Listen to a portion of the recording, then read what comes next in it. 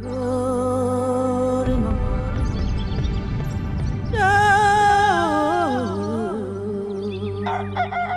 Niania Farba Dianté, je suis responsable, je suis conseillère et responsable des associations féminines du Sénégal de la région de Kolda, écrivaine.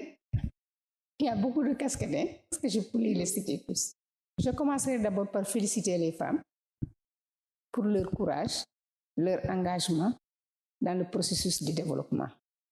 Les femmes, surtout au niveau de Kolda, que je maîtrise bien, les femmes de Kolda ont tout le temps été des femmes courageuses, comme les femmes de la Casamance en général et les femmes de Kolda en particulier. Parce que ce sont avec ces femmes-là que moi je travaille. Donc je les connais très bien, je sais que c'est de braves femmes. Elles sont dans tout le processus du développement pour sortir Kolda de l'ornière. Et je pense que vous, en tant que technicien, en tant qu'agent de développement, vous avez eu à sentir cela, parce que c'est ce qui explique votre venue au niveau de la région de Kolda. Et à ce moment, je le félicite et je l'encourage. Je le félicite parce que c'est un jeune de la Casamance qui a cru en la Casamance et qui a cru aux femmes de la Casamance. Parce que c'est ce qui lui a valu cette activité d'encadrer, de dénicher des femmes partout où elles sont pour qu'on puisse les rendre plus visibles à l'opinion publique, pour qu'on sache le travail qu'elles abattent au niveau de leur terroir. Je pense que par rapport à cela, nous avons été les premières pionnières. Et je m'en félicite, d'autant plus que vous êtes aujourd'hui à votre 4e édition. Donc, ce qui veut dire la persévérance avec laquelle Hassan a eu à continuer le travail.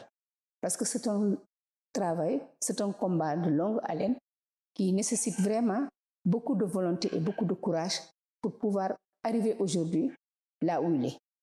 Parce que partir de rien et continuer à faire son chemin jusqu'à en arriver aujourd'hui là, ça veut dire qu'il y a eu beaucoup d'abnégation, beaucoup de souffrance, mais néanmoins, il a continué son chemin jusqu'à en arriver là aujourd'hui. De la première à la 4e édition, beaucoup d'eau a coulé sous le pont.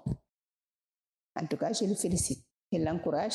Et comme toujours lors de la première édition, je lui ai dit que nous serons toujours à ses côtés. Nous sommes ses mamans et nous serons toujours à ses côtés, Inch'Allah. Et nous nous souhaitons bon vent. Le message que je lance à l'État, c'est toujours d'être aux côtés des femmes, de les accompagner. Parce que si vous prenez la population du Sénégal, plus de la moitié est femme et plus de la moitié est jeune. Donc aujourd'hui, pour ce développement dont on parle, ce sera les femmes et les jeunes qui le feront. Donc par rapport à cela, il faudrait que l'État leur fasse confiance et reste à leur côté pour les accompagner, les pousser à aller de l'avant. En faisant quoi? En mettant des appuis à leur disposition, en les formant dans le cadre du renforcement de capacités et en les écoutant. Et comme je l'ai dit, les accompagner en mettant les moyens nécessaires à leur disposition. Parce que c'est là où se trouve le hic. Des fois, on a envie d'aller de l'avant, mais il y a un blocage parce qu'il n'y a pas les moyens. Le petit carnet d'une colombe, je l'ai écrit, c'est par rapport à la disparition de mon époux. Alors, j'ai senti le choc, j'ai senti le coup et j'étais presque anéantie.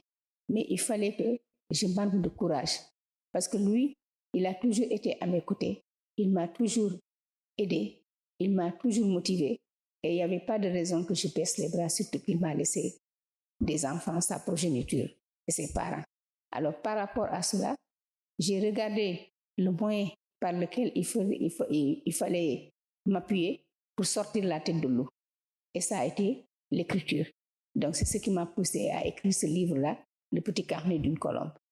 Là où j'ai parlé de ma vie conjugale, ensuite de mes rêves, de mes objectifs, de ce que je voudrais que mon pays soit. J'ai parlé des femmes, j'ai parlé des jeunes, j'ai parlé de l'immigration clandestine, comme l'a fait Hassan, qui a écrit un livre là-dessus. Moi, j'ai parlé de l'immigration clandestine, j'ai parlé de l'employabilité des jeunes, de l'éducation des filles, de leur maintien à l'école, des obstacles que les filles rencontrent au niveau de l'éducation, de la cherté de l'éducation. Alors, je pense que par rapport à tout cela, les gouvernants actuels vont prêter attention à cela, accompagner les jeunes et les femmes pour qu'on puisse quand même arriver aux objectifs qui se sont fixés. Parce que sans les femmes ni les jeunes, ils ne pourront pas y arriver. Ouais. Parce que c'est les bras armés de la nation. Une petite synthèse, je vous l'ai dit, j'ai écrit par rapport à la perte de mon mari, de notre vie conjugale. Nous avons fait 45 ans de mariage. Alors, un beau jour qu'il me quitte comme ça me crier gare. Alors, c'est un choc que j'ai ressenti. Et ce choc-là a failli me perdre. Il a fallu que je m'arme de courage et avec l'aide de mes enfants pour que je puisse sortir la tête de l'eau en faisant quoi?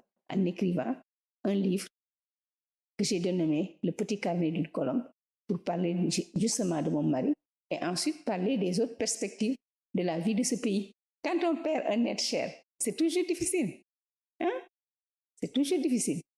Surtout quand on a vécu avec ce dernier étant tout jeune, 45 ans, et qu'un bon jour, qu'on te dise qu'il n'est plus là, alors ça, c'est autre chose. Il faut être vraiment croyant pour s'appuyer sur Dieu, pour qu'il puisse vous donner la force d'accepter cela.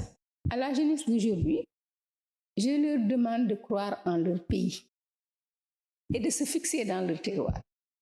Parce que les pirogues qu'ils prennent là, pour aller mourir dans l'océan, ça, c'est l'inconnu. Et quand quelque chose est inconnu, il ne faut pas s'y aventurer. Mieux vaut rester avec le connu que d'aller vers l'inconnu. Or, prendre les pirogues, Barça ou Barça, c'est l'inconnu. Nous, notre richesse, c'est vous, la jeunesse. C'est sur vous que nous comptons. Vous êtes notre avenir. Donc, restez ici avec surtout les perspectives de richesse que le Sénégal a maintenant. Je pense qu'on n'a plus le droit de laisser cela pour aller dans l'océan et y mourir. Je ne peux pas comprendre que le pétrole, le gaz, le zircon, l'or, avec tout ce que nous avons ici au Sénégal, qu'on laisse cela pour nous tourner vers le hasard, vers l'inconnu. Je dis que ça, c'est une utopie. Donc, mieux vaut rester fixé chez soi. Quand on est mieux chez soi que chez l'autre. Parce qu'au moins, quand tu es chez soi, tu es bien entouré. Mais quand tu es chez l'autre, c'est l'inconnu, tu es étranger. Et vraiment, là, tu ne peux compter que sur toi-même. Et donc, à cette jeunesse-là, vraiment, je les supplie, je les conjure à rester au pays, à travailler, d'autant plus qu'ils avaient demandé un changement. Le changement est venu, parce que ce changement-là, c'est avec les jeunes et les femmes. Donc, le changement est venu. Maintenant, ils n'ont qu'à retrousser leurs manches aux côtés des gouvernants, travailler pour qu'on puisse quand même arriver à un développement durable et conséquent. Aline Sitoé Diatta, ça, tout un élève l'a appris à l'école. Son courage en tant que femme, elle a remplacé les hommes. Elle s'est ceint les reins. Elle a lutté contre le colonialisme jusqu'à y laisser sa peau. Je pense qu'il n'y a pas un aussi bel exemple que Aline Sitoé Diatta. En tout cas, moi, je suis fière d'avoir reçu le prix Aline Sitoé Diatta avec Kabeng Kotor et ensuite avec Hassan, avec Zik FM. Donc, je pense que par rapport à ça, je suis vraiment fière de cette femme-là. Et si on me comparait à elle, je dis que donc ma mission, je l'ai accomplie. Parce que moi, mon objectif, c'était que je travaille pour mon terroir, que je travaille pour ma Casamance naturelle, que je travaille pour le Sénégal, plus particulièrement que je travaille pour Kolda. Et si aujourd'hui on me donne des prix par rapport au travail que j'ai effectué, qu'on m'honore au niveau de l'État, comme au niveau des associations ou bien au niveau social, je dis que vraiment, mon objectif, je l'ai atteint. Ouais. Parce que j'ai reçu beaucoup de décorations.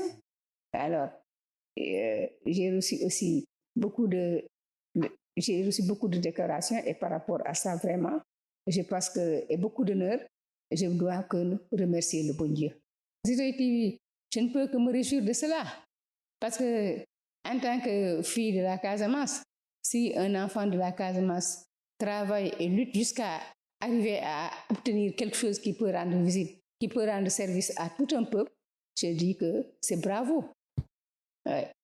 C'est bravo et je souhaite longue vie à Citoyen TV. Vraiment, je pense qu'il n'y a pas de cadeau meilleur que cela pour la Casamance. Parce qu'aujourd'hui, nous avons besoin de rendre visibles nos actions, de rendre visibles nos activités, de rendre visible tout ce que nous faisons dans l'ombre au niveau de la région naturelle de la Casamance. Tantôt, je vous parlais des femmes de l'Anambé et du Soutouré. Il faut y aller pour voir que ces femmes-là, c'est de braves femmes qui travaillent sous le chaud soleil du moins, et qui font des résultats que les gens ne savent pas. Et c'est très important que les gens voient les résultats que ces femmes-là font dans le cadre de la prise en charge de leur famille, ou bien même de la prise en charge de ce qu'on dit consommation locale, consommer local. Parce que le riz qu'elles cultivent là-bas, les produits maraîchers qu'elles cultivent là-bas, c'est quelque chose qui fait que aujourd'hui, on ne fait pas d'exportation. Ce sont ces produits-là qui sont mis au profit des gens de Kolda. Et je pense que ça, c'est important quand même. C'est important que les gens le sachent. C'est important que l'État le sache, bien que l'État est là-bas présent par la Sodagri. Alors, mais jusqu'à présent, il reste encore le soutien qu'on donne aux femmes. Il faut qu'on les soutienne véritablement, qu'on les accompagne, qu'on leur fasse des renforcements de capacité pour qu'elles puissent lever la tête.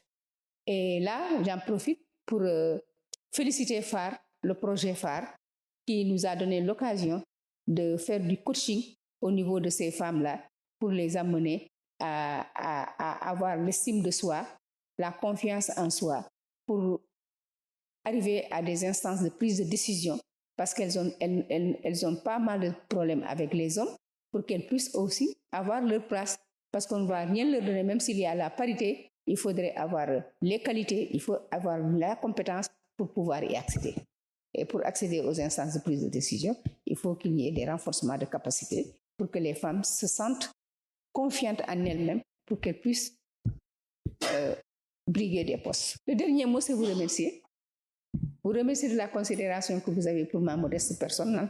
Je remercie Hassan, qui en est le directeur. Hassan m'a toujours considéré et chaque chose qu'il fait, il m'informe.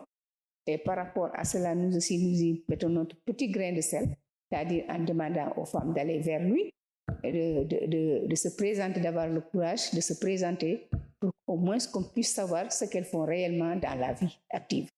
Et pour cela, je vous remercie. Vous êtes des jeunes. Je souhaite que vous y allez de loin et que vous parveniez à plus de responsabilité et d'engagement par rapport à votre pays, et que ce que vous faites là, que ce ne soit qu'un début, et qu'un jour qu'on se rencontre pour dire « Ah, ça c'est Dieu » ou bien « Ça c'est top » ou bien alors, vraiment, c'est Djibi ou bien c'est Kata. Alors, je pense que ça me fera plaisir de vous voir là-bas. Et surtout que vous êtes avec une de mes anciennes élèves, bien que je ne vois pas l'Aralba, mais je suis fière parce que c'est ça la paix d'un enseignant. Le réconfort moral, c'est de rencontrer un de tes élèves qui a réussi. Alors là, tu as un réconfort moral, c'est une paix que personne ne peut valoriser. J'en suis fière et je vous souhaite bon vent et que Dieu vous garde et vous protège.